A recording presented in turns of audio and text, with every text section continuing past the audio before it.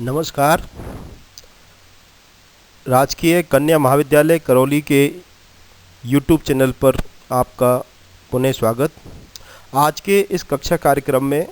हम बीए द्वितीय वर्ष राजनीति विज्ञान विषय के अंतर्गत प्रथम प्रश्न पत्र प्रमुख राज्य व्यवस्थाएं के अंतर्गत अमेरिकी राष्ट्रपति की शक्तियां, अधिकार और कार्य के बारे में अध्ययन करने जा रहे हैं। संयुक्त राज्य अमेरिका के संविधान की धारा 2 के अनुसार संघ सरकार की समस्त कार्यपालिका शक्तियां राष्ट्रपति में निहित की गई हैं। इसी के साथ ही संविधान में शक्ति पृथक्करण के सिद्धांत को भी स्वीकार किया गया है। अमेरिकी राष्ट्रपति का कार्यक्षेत्र अत्यधिक विस्तृत है। वह राज्य का अध्यक्ष के साथ साथ शासन का अध्यक्ष भी है और विधि निर्माण के क्षेत्र में उसका महत्वपूर्ण प्रभाव भी है और विदेश नीति का उसे वास्तविक निर्माता माना जाता है। संयुक्त राज्य अमेरिका का राष्ट्रपति वर्तमान समय में दुनिया भर के लोकतांत्रिक शासन प्रणालियों में सर्वाधिक शक्तिशाली राष्ट्रपति पद के रूप में माना जाता है। तो आइए अब हम आगे बढ़ते हुए देखें कि अमेरिकी राष्ट्रपति के पास कौन कौन सी शक्तियां हैं। अमेरिकी राष्ट्रपति की शक्तियों एवं कार्यों का अपनी सुविधा के लिए हम अध्ययन हेतु विभिन्न भागों में इसे बांट सकते हैं। कार्यपालिका शक्तियाँ, विधायी शक्तियाँ, वित्तीय शक्तियाँ, न्यायिक शक्तियाँ और दल एवं देश के नेता के रूप में उसकी शक्ति, अधिकार एवं कार्य। कार्यपालिका संबंधी शक्तियों के अंतर्गत अमेरिकी राष्ट्रपति जो कि सर्वोच्च कार्यपालक है और सबसे पहले वह कार्यपालिका ही है, इस आधार पर उसके महत्वपूर्ण कार्य एवं अधिकार यह है कि वह देश में शांति व्यवस्था बनाए रखना। अमेरिकी संघीय सरकार के कार्यपालिका अध्यक्ष होने के कारण राष्ट्रपति अमेरिका के किसी राज्य में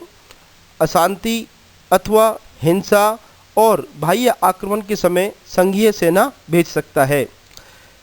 1962-63 में जब अमेरिका में गृह युद्ध चल रहा था तो उस स्थिति में हम देखें कि अमेरिका के कुछ राज्यों ने नीग्रो नागरिकों को मौलिक अधिकार देने से इनकार किया। तो उस स्थिति में अमेरिकी संघीय सरकार द्वारा उन राज्यों में अमेरिका की संघीय सेना भेजी गई। अमेरिकी राष्ट्रपति प्रत्येक राज्य में लोकतांत्रिक गणराज्य की स्थिति को बनाए रखने के लिए आवश्यक कार्रवाई कर सकता है। उस राज्य के अनुरोध पर अथवा संघीय सरकार स्वयं पहल करके उस राज्य में लोकतांत्रिक शासन प्रणाली को अशांति एवं अराजकता को समाप्त करने के लिए संघीय सेना भेज सकती है और उस राज्य की बाह्य आक्रमण एवं आंतरिक अशांति से रक्षा करती है। दूसरा महत्वपूर्ण कार्यपालिका संबंधी कार्य है राष्ट्रपति का, वो है नियुक्ति एवं पदमुक्ति की शक्ति। अमेरिकी राष्ट्रपति कार्यपालिका प्रमुख होने के कारण प्रशासन का संचालन करने के लिए विभिन्न प्रकार की नियुक्तियां करता है। अमेरिकी राष्ट्रपति की ये नियुक्तियां दो प्रकार की होती हैं। एक तो अमेरिकी राष्ट्रपति द्वारा उच्च पदों पर नियुक्तियां की जाती हैं।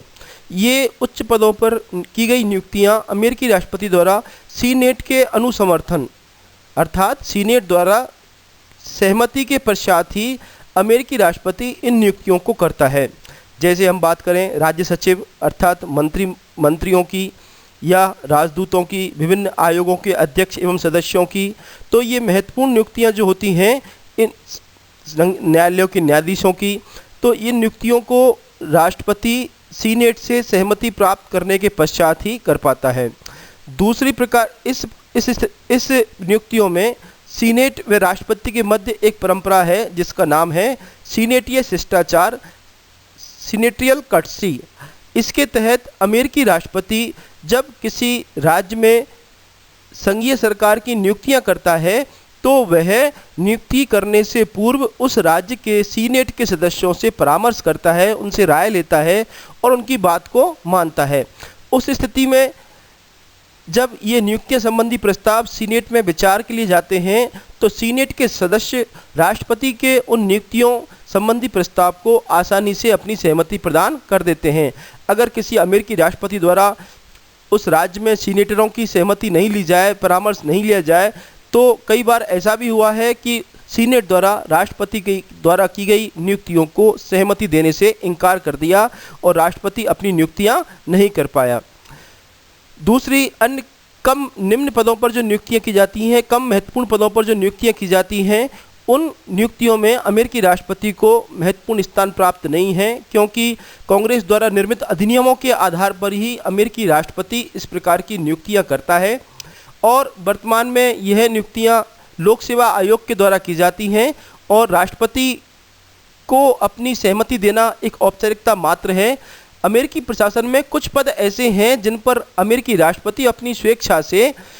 अपनी नियुक्तियां करता है और ये पद जो हैं अमेरिकी राष्ट्रपति द्वारा अपने राजनीतिक सहयोगियों एवं अपने मित्रों को प्रशासन में शामिल करने के लिए प्राथमिकता दी जाती है और राष्ट्रपति भी इस प्रकार की नियुक्तियां कांग्रेस के नियमों के अधीन ही रहकर करता है।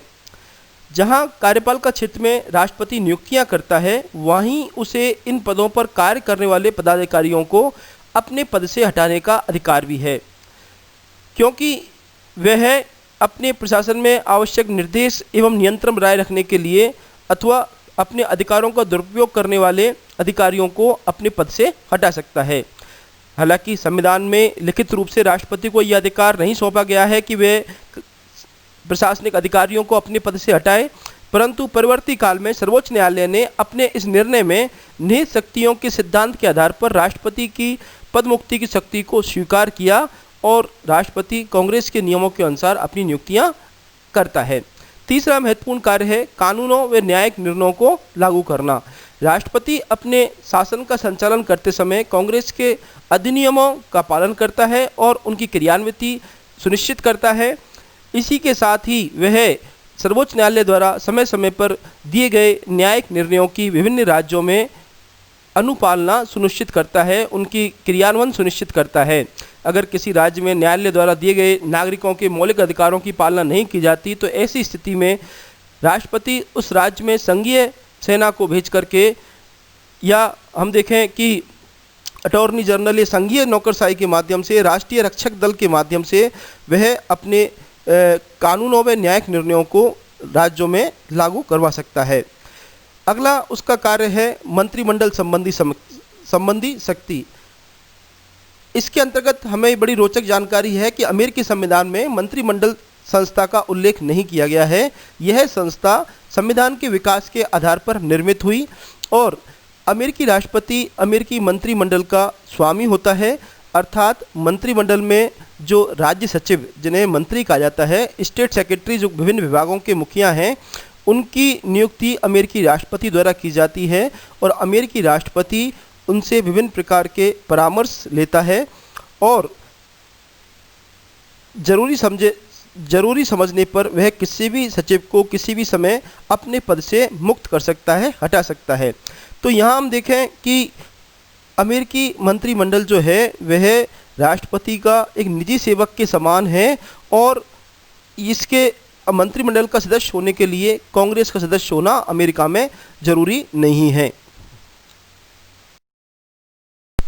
इसी के साथ ही अमेरिका का राष्ट्रपति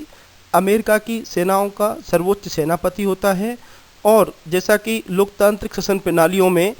सेना पर लोकप्रिय कार्यपालिका का नियंत्रण रहता है, तो अमेरिकी राष्ट्रपति अपने विदेश संबंधों को संचालित करते समय अमेरिकी सेनाओं के ऊपर अपना नियंत्रण रखता है। हालांकि कांग्रेस राष्ट्रपति की सैनिक शक्ति को नियंत्रित करती है जिससे कि वह सेनाओं का दुरुपयोग ना कर सके। कांग्रेस राष्ट्रपति पर दो प्रकार से नियंत्रण रखती है। एक, अमेरिका में युद्ध की घोषणा करने का अधिकार कांग्रेस को दिया गया है और सेनाओं के लिए आवश्यक व्यय हेतु जो बजट जारी किया जाता है, जो धन की स्वीकृति दी जाती है, धन की व्यवस्था की जाती है, वो कांग्रेस करती है। अब यहाँ हमें ये समझना जरूरी है कि अमेरिका में सेनाओं का सर्वोच्च सेनापति राष्ट्रपति है, तो वह सेनाओं का संचालन का आदेश देता है, सेना को विभिन्न विवादास्पद क्षेत्रों में जाने का आदेश देता है, शत्रु राज्य की घेराबंदी करने का आदेश देता है और वह आवश्यक होने पर शत्रु पक्ष पर बम वर्षा भी कर सकता है। परंतु हम देखें कि यहाँ इन कार्यों के लिए राष्ट्रपति को कांग्रेस की सहमति की स्वीकृति की आवश्यकता नहीं है, परंतु अगर युद्ध है, युद्ध की घोषणा होनी है तो उस स्थिति में कांग्रेस, अब यहाँ कांग्रेस भी राष्ट्रपति का समर्थन करती है और सर्वोच्च न्यायालय भी संविधान की उदारवादी व्याख्या करता है, क्योंकि संकट काल के समय राष्ट्र की प्रतिष्ठा का, राष्ट्र की भौतिक सुरक्षा का और संपत्ति का प्रश्न होता है। ऐसी स्थिति में राष्ट्रपति के इन प्रयासों को सामान्यतः कांग्रेस द्वारा स्वीकृति प्रदान की जाती है। और वर्तमान समय में जब हम देख रहे हैं कि घोषित युद्धों के स्थान पर अघोषित युद्ध एवं सीमित युद्ध की परंपरा चल चुकी है, युद्धों की प्रकृति बदलती जा रही है, तो ऐसी स्थिति में यहाँ सेना के प्रयोग करने में राष्ट्रपति अपने आप में काफ़ी प्रभावपूर्ण स्थिति में है। चाहे वो अमेरिकी राष्ट्रपति केनेडी द्वारा क्यूबा की घेराबंदी की जाए या 9/11 की घटना हो, तो उस संदर्भ में अमेरिकी राष्ट्रपति द्वारा युद्ध की व्यूह रचना करने, निर्णय लेने और उसे लागू करने के लिए कांग्रेस द्वारा उसे पर्याप्त मात्रा में स्वायत्तता प्रदान की जाती है, उसका सहयोग किया जाता है। अगला हम देखें कि क्षमादान की शक्ति। अमेरिकी राष्ट्रपति को संघीय कानूनों के विरुद्ध किए गए अपराधों के प्रति क्षमादान करने का अधिकार प्राप्त होता है। वह किसी अपराधी व्यक्ति द्वारा प्राप्त दंड को क्षमा कर सकता है, कम कर सकता है, स्थगित कर सकता है अथवा दंड सुनाए जाने से पहले ही उसे पूर्णतः क्षमादान भी दे सकता है। और साथ भी वह राजनीतिक अपराधियों को भी क्षमादान प्रदान करता है।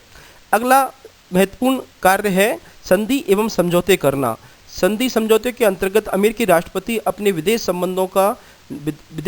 का निर्धारण करते समय वह विभिन्न देशों के साथ मैत्री संधि करता है, अनाक्रमण की संधि करता है, शांति संधि करता है। और सबसे महत्वपूर्ण बात जो ये है कि इन संधियों के लिए राष्ट्रपति को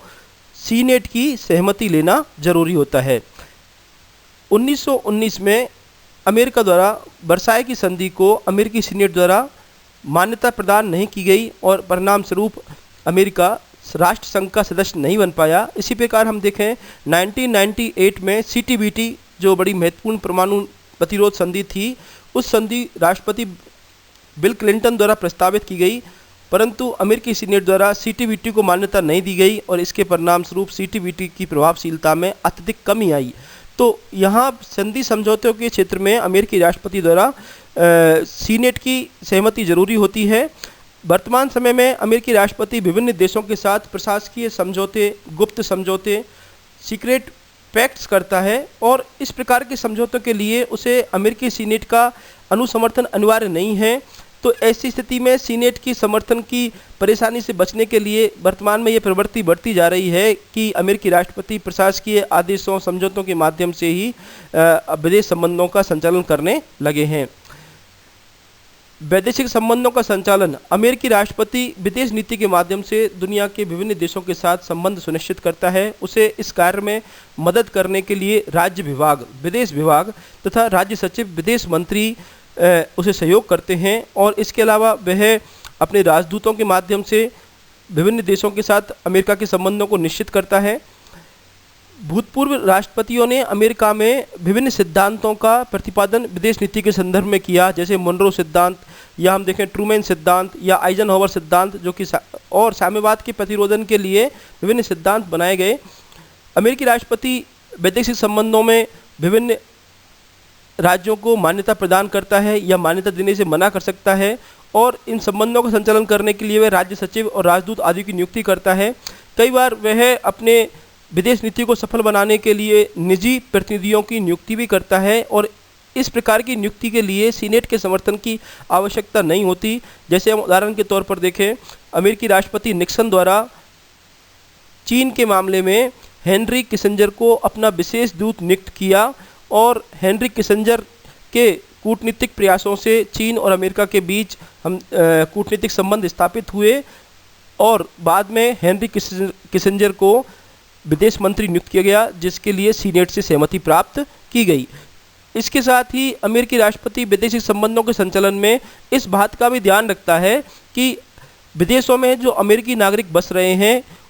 अमेरिकी नागरिक, अमेरिकी यात्री या अमेरिकी प्रोफेशनल्स जो कार्य कर रहे हैं उनको संरक्षण, उनके प्रति दुर्व्यवहार ना हो, तो इसके लिए भी वह आवश्यक कूटनीतिक कदम उठाता है। तो इस प्रकार अमेरिकी राष्ट्रपति की कार्यपालिका शक्तियों का क्षेत्र अत्यधिक व्यापक भी है। अब हम बात करें अमेरिकी राष्ट्रपति की विधायी शक्तियाँ और अधिकार एवं कार्य को समझने के लिए हमें ये जानना जरूरी है कि अमेरिकी संविधान में शक्ति पृथक्करण के सिद्धांत के साथ साथ पूरक सिद्धांत के रूप में अवरोध एवं संतुलन के सिद्धांत को भी अपनाया गया है। और इस व्यवस्था के अंत होते हुए अमेरिकी राष्ट्रपति निम्न प्रकार से विधायी प्रक्रिया को, कानून निर्माण की प्रक्रिया को प्रभावित करता है। अमेरिकी राष्ट्रपति कानून निर्माण की प्रक्रिया में प्रत्यक्ष रूप से भाग नहीं लेता और इसी के साथ वह अपने संदेश के माध्यम से कांग्रेस को समय समय पर जो संदेश भेजता है, सुझाव देता है, उनके माध्यम से निकट भविष्य में जो आवश्यक कानून हैं उन कानूनों की मांग कर सकता है, उन कानूनों की मांग प्राप्त कर सकता है। इसके अलावा कांग्रेस द्वारा जो पारित विधेयक है उन पारित विधेयकों को राष्ट्रपति से सहमति प्राप्त करनी होती है। कई बार राष्ट्रपति उनके ऊपर वीटो पावर का प्रयोग करता है और ऐसे कानूनों को कानून बनने से रोक सकता है जिन्हें वह नहीं चाहता। राष्ट्रपति की विधायी शक्तियों को हम समझने के लिए सबसे पहले विभिन्न इन पक्षों की बात करें। पहले राष्ट्रपति द्वारा कांग्रेस को संदेश भेजना। संविधान के अनुसार राष्ट्रपति कांग्रेस को संदेश भेज सकता है जिसमें वह देश की परिस्थितियों और समस्याओं की ओर कांग्रेस का ध्यान आकर्षित करता है तथा कांग्रेस को सुझाव देता है कि इन समस्याओं के समाधान के लिए किस प्रकार के कानून बनाए जाने चाहिए। प्रतिवर्ष राष्ट्रपति ऐसे संदेश कांग्रेस को भेजता है और अब ये परंपरा है कि वार्षिक रूप से राष्ट्रपति कांग्रेस में जाता है और वहाँ ऐसे संदेश पढ़ता है। कई बार विशेष अधिवेशन भी आयोजित किए जाते हैं और इन विशेष अधिवेशनों में राष्ट्रपति द्वारा विशेष संदेश भी दिए जाते हैं और वह आवश्यकता पड़ने पर रेडियो एवं टेलीविज़न के माध्यम से कांग्रेस के नाम संदेश भी प्रसारित करता है। यद्यपि कांग्रेस सैद्धांतिक दृष्टि से कानून निर्माण के लिए पूरी तरह से स्वतंत्र है, फिर भी वह राष्ट्रपति के व्यवहार में राष्ट्रपति के इन संदेशों को ध्यान में रखते हुए कानून का निर्माण करती है। राष्ट्रपति कांग्रेस के विशेष अधिवेशन आमंत्रित करता है। आवश्यकता पड़ने पर सामान्यतः कांग्रेस के अधिवेशन पूर्व निर्धारित तिथि पर बुलाए जाते हैं और समाप्त होते हैं, परंतु विशेष परिस्थितियां या विशेष आवश्यकता होने पर राष्ट्रपति कांग्रेस के विशेष अधिवेशन आमंत्रित करता है और कई बार कांग्रेस से निवेदन करता है कांग्रेस के अधिवेशन के समय को आगे बढ़ाने के लिए जब कांग्रेस का अधिवेशन समाप्त होने वाला होता है तो वह उस कांग्रेस के अधिवेशन को आगे बढ़ाने के लिए अनुरोध करता है जिससे कि अधिवेशन कुछ दिन के लिए और बढ़ जाए और किसी विशिष्ट बिल पर या विशिष्ट कानून पर या विशिष्ट विधेयक पर विचार किए जा सके। कांग्रेस द्वारा इस प्रकार के अनुरोध को स्वीकार कर लिया जाता है। राष्ट्रपति द्वारा निषेधाधिकार वीटो पावर का प्रयोग। वीटो पावर शब्द का अर्थ होता है सहमति नहीं देना। कांग्रेस द्वारा पारित कोई भी विधेयक कानून तभी बन पाता है जब राष्ट्रपति उस पर हस्ताक्षर कर दे, किंतु संविधान के अनुसार यह राष्ट्रपति का अधिकार है कि वह किसी विधेयक को हस्ताक्षर करने से इनकार भी कर सकता है, अर्थात वह विधेयक कानून नहीं बन सकता। राष्ट्रपति के इसी अधिकार को वीटो पावर या निषेधाधिकार कहा जाता है। अमेरिकी संविधान में दो प्रकार के वीटो पावर हमें देखने को मिलते हैं। एक तो विलंबकारी सस्पेंसरी वीटो पावर और दूसरा मिलता है जेवी वीटो पावर, पॉकेट वीटो जिसे हम बोलते हैं। परंतु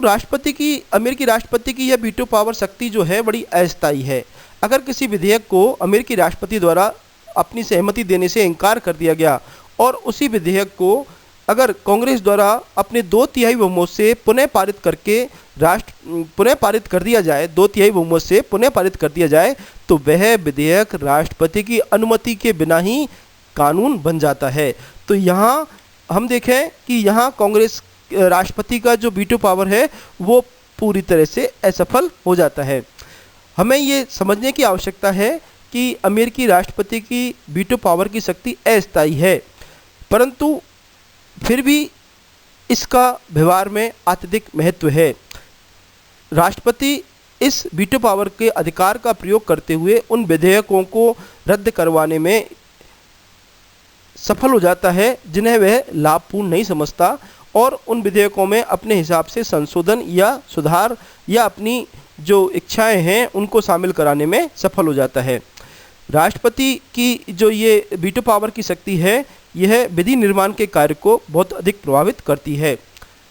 अगला विधायी कार्य के अंतर्गत हम देखें राष्ट्रपति द्वारा कार्यपालिका आदेश जारी किया जाना। अमेरिका में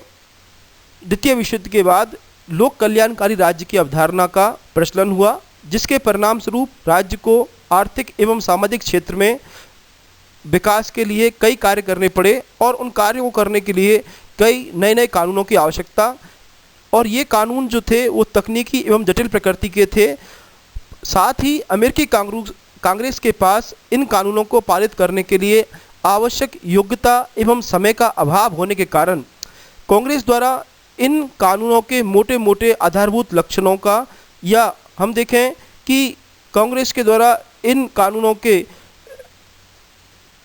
मोटे मोटे विशेषताओं का निर्धारण कर दिया जाता और बाकी इस कानून से संबंध में नियम एवं उप नियम बनाने का काम कार्यपालिका को सौंप दिया जाता, राष्ट्रपति को प्रदान कर दिया जाता,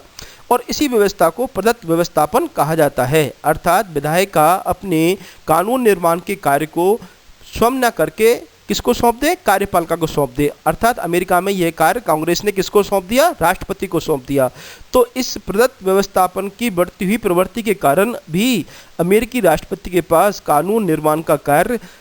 बढ़ता जा रहा है और वह इस कार्य को करता है, और विभिन्न विभागों के लिए जो नियम और उपनियम बनाए जाते हैं उन नियम व उपनियमों के लिए आवश्यकता पड़ने पर प्रशासकीय अथवा कार्यपालिका आदेश जारी किए जाते हैं और ये भी कानून के समान प्रभावशाली होते हैं। राष्ट्रपति द्वारा अपने विधायी अधिकारों का प्रयोग करने के लिए अन्य साधनों का भी प्रयोग किया जाता है।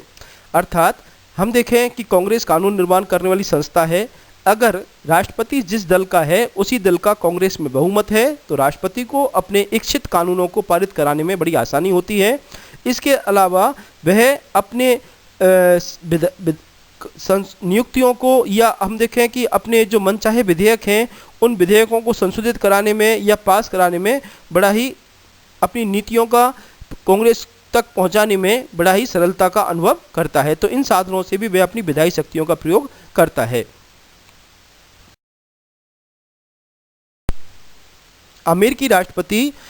वित्तीय शक्तियां और अधिकार एवं कार्यों के अंतर्गत प्रत्येक वर्ष अमेरिका का बजट तैयार करवाता है। बजट तैयार करने का काम अमेरिका में बजट ब्यूरो के निदेशक द्वारा अमेरिकी राष्ट्रपति के निर्देशन में, अर्थात अमेरिकी राष्ट्रपति के निर्देशन में बजट ब्यूरो का निर्देशक बजट तैयार करता है और उसे कांग्रेस के सम्मुख पेश करता है। कांग्रेस के सामने आय व्यय का लेखा जोखा रखा जाता है और प्रशासन का संचालन करने के लिए जो बजट की मांग की जाती है, कांग्रेस बजट के आय व्यय भाग को घटा सकती है या बढ़ा सकती है। अब यहाँ राष्ट्रपति अपने दल एवं समर्थकों की मदद से कोशिश करता है कि बजट जो बनाया गया है उसको यथासंभव मूल रूप में ही क्या कर दिया जाए, पारित किया जाए, परंतु हमेशा ऐसा नहीं होता। कई बार तो कांग्रेस राष्ट्रपति द्वारा पेश किए गए बजट में गंभीर परिवर्तन कर देती है, तो बजट के माध्यम से वित्तीय शक्तियां राष्ट्रपति द्वारा काम में ली जाती हैं। अगली देखें न्यायिक शक्तियां। इन शक्तियों के तहत अमेरिकी राष्ट्रपति द्वारा संघीय न्यायालयों में न्यायाधीशों की नियुक्तियां की जाती हैं। अब न्यायाधीशों की नियुक्तियां राष्ट्रपति द्वारा जो की जाती हैं वो सीनेट के अनुसमर्थन के अधीन होती हैं और सामान्यतः सीनेटीय शिष्टाचार की परंपरा के तहत इन न्यायाधीशों की नियुक्ति को सीनेट अपनी सहमति दे देती है। इसके अलावा संघीय कानूनों के विरुद्ध जो अपराध किए जाते हैं उन अपराधियों को क्षमादान या उनके दंड को कम करने, स्थगित करने का या राजनीतिक अपराधियों को क्षमा प्रदान करने का काम अमेरिकी राष्ट्रपति द्वारा सर्वोच्च राष्ट्राध्यक्ष के रूप में यह कार्य किया जाता है। अमेरिकी राष्ट्रपति की स्थिति और उसकी अधिकार को समझने के लिए, उसकी महत्वपूर्ण स्थिति को समझने के लिए हम एक इस पक्ष को भी जानना जरूरी है कि अमेरिकी राष्ट्रपति अमेरिका में दल का नेता होता है, साथ ही देश का नेता भी होता है, और इस रूप में उसकी शक्ति, अधिकार एवं कार्यों को जानने के लिए कि हम देखें कि अमेरिका में राष्ट्रपति पद का जो उम्मीदवार होता है वो दल का सर्वसम्मत उम्मीदवार होता है। और अमेरिकी राष्ट्रपति चुने जाने के पश्चात उस दल द्वारा अमेरिकी राष्ट्रपति की नीतियों के प्रचार प्रसार, उनके लिए आवश्यक जन समर्थन जुटाने और उसके लिए आवश्यक नैतिक समर्थन प्राप्त करने के लिए उस दल के कार्यकर्ता या कांग्रेस के विधायक, या हम देखें कि साहब विभिन्न राज्यों में जो विधायिकाएं हैं उनमें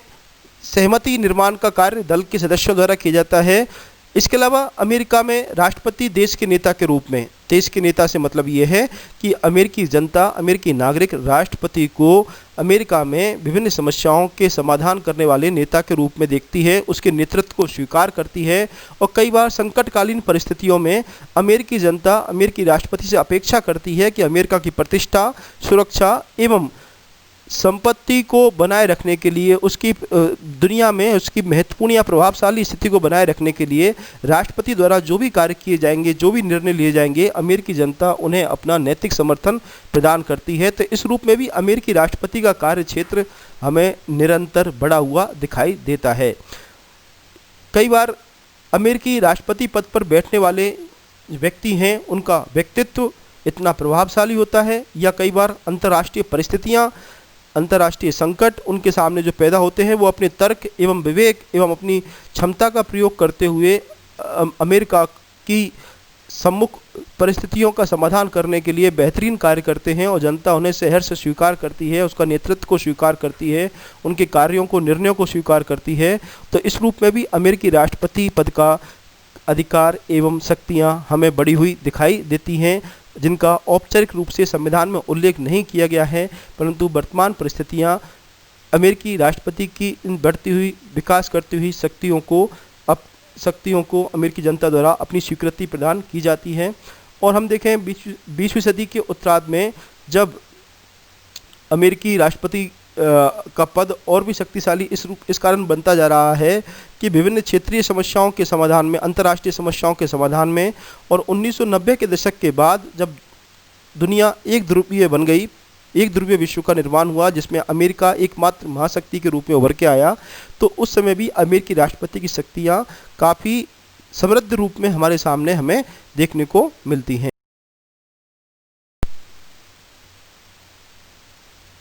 आधुनिक समय में दुनिया भर के लोकतांत्रिक शासन प्रणालियों में सर्वाधिक शक्तिशाली राष्ट्र अध्यक्ष अथवा शासन अध्यक्ष के रूप में अमेरिकी राष्ट्रपति पद को स्वीकार किया जाता है। अर्थात जितना शक्तिशाली अमेरिका का राष्ट्रपति है, दुनिया में और कोई शासन अध्यक्ष इतना शक्तिशाली नहीं है। तो अमेरिकी राष्ट्रपति की शक्तियाँ, अधिकार व कार्य में ऐसे कौन से कारक हैं जिन्होंने वृद्धि की है? संविधान निर्माता औपचारिक तौर पर नहीं चाहते थे कि अमेरिका का राष्ट्रपति या कार्यपालिका अध्यक्ष इतना शक्तिशाली बने जिससे अमेरिकी नागरिकों के अधिकारों का हनन हो अथवा दुरुपयोग किया जाए। तो ऐसी स्थिति में होने के बावजूद भी, संविधान संक्षिप्त होने के बावजूद भी, ऐसी कौन सी परिस्थितियां उत्तरदायी हैं जिनसे अमेरिकी राष्ट्रपति के प्रभाव में, शक्तियों में वृद्धि हुई है? तो इनको समझने के लिए हमें कुछ कारकों पर विश्लेषण करना जरूरी है। कहा जाता है संविधान का विकास। संविधान में अनुच्छेद 2 में कार्यपालिका शक्तियों का निवास राष्ट्रपति में माना गया, और इसी के साथ परंतु जैसे जैसे व्यवहार में संविधान लागू हुआ वैसे वैसे हम देखें कि अमेरिकी राष्ट्रपति की शक्तियाँ निरंतर विकास करती गई, जिसके लिए कई प्रथाएं, परंपराएं या कांग्रेस के अधिनियम, सर्वोच्च न्यायालय के निहित शक्तियों के सिद्धांत के आधार पर दिए गए निर्णय, ये सब कारक अमेरिका में राष्ट्रपति की शक्तियों में वृद्धि के लिए उत्तरदायी माने जाते हैं। निर्वाचन पद्धति। संविधान में अमेरिकी राष्ट्रपति की निर्वाचन पद्धति को अप्रत्यक्ष प्रणाली के रूप में स्वीकार किया गया है। सैद्धांतिक तौर पर यह अप्रत्यक्ष ही है, परंतु व्यवहार में अगर हम आज वर्तमान में इस निर्वाचन प्रणाली को देखें तो सैद्धांतिक स्थिति से यह निर्वाचन प्रणाली अप्रत्यक्ष से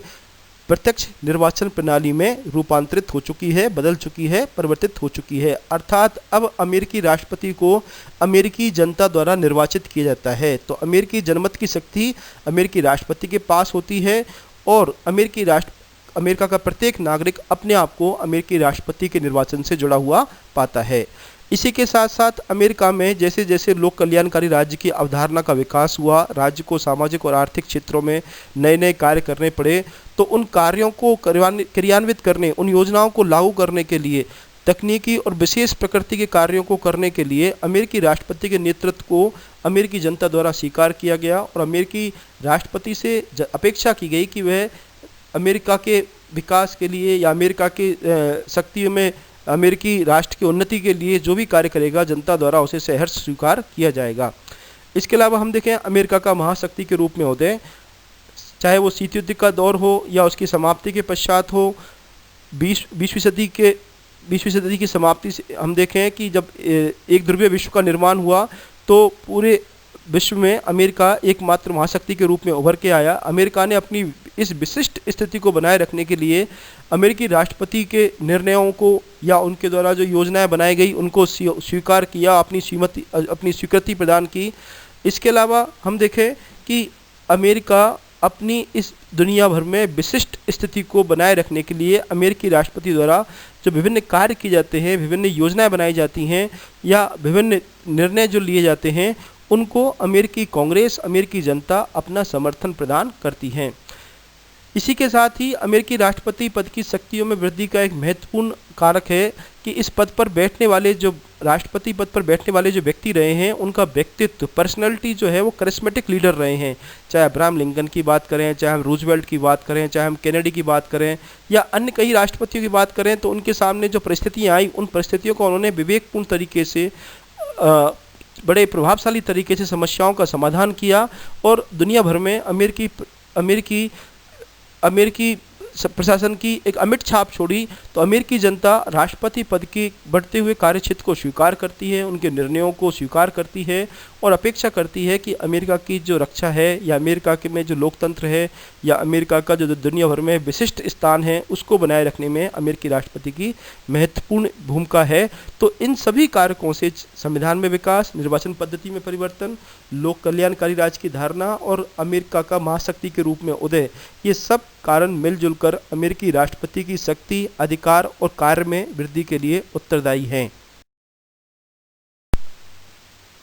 संयुक्त राज्य अमेरिका में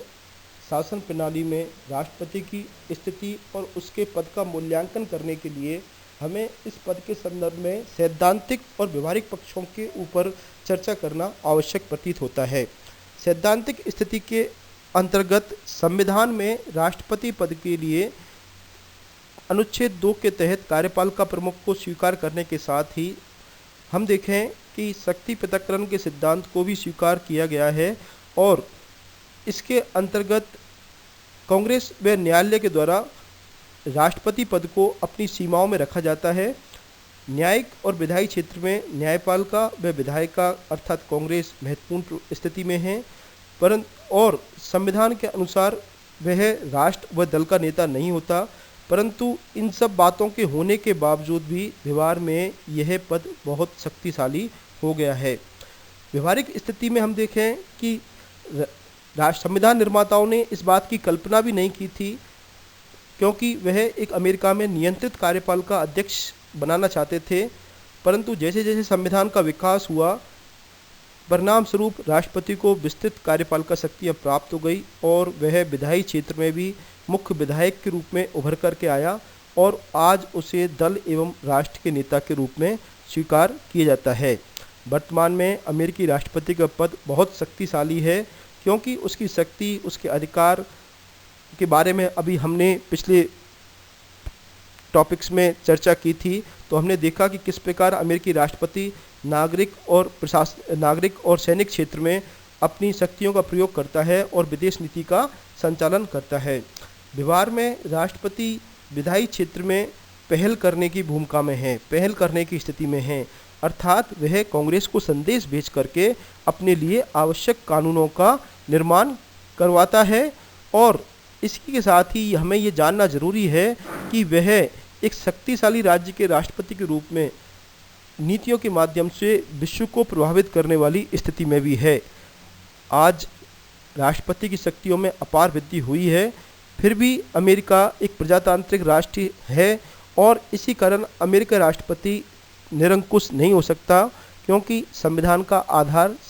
शक्ति पृथक्करण के सिद्धांत के साथ साथ नियंत्रण एवं संतुलन का सिद्धांत भी है। इस पद की शक्तियों में वृद्धि के लिए